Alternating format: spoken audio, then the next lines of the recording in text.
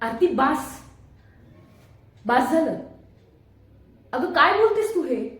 आणि कोणासाठी? या माणसासाठी. या माणसासाठी आरती तू माझ्याबरोबर भांडण करतेस? काय? बाप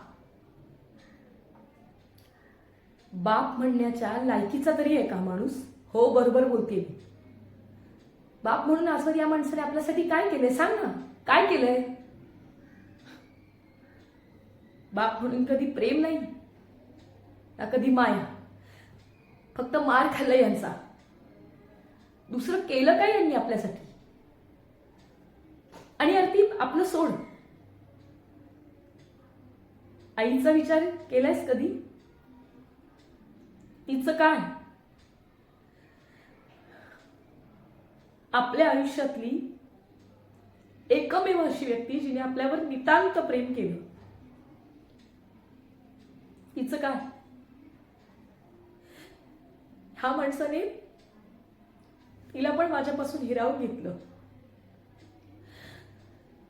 लहानपणापासून बघत आले आरती. सतत मारहाण, सतत शिवीगाळ.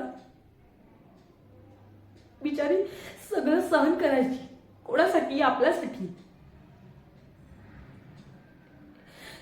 एक दिवस हे जग सोडून निघून गेली. आरती काय मागितलं का आपण यांच्याकडे दुसरं? काहीच नाही. तू तू लहानपणापासून असं म्हणतेस ना, मी एवढी उद्धट काय आहे? मला माणसांशी बोलता का येत नाही? कारण त्या सगळ्याला हा माणूस कारणीभूत आहे. आरती अगं, कुठल्याही नात्याची गाडी ही 2 चाकांवर चालते.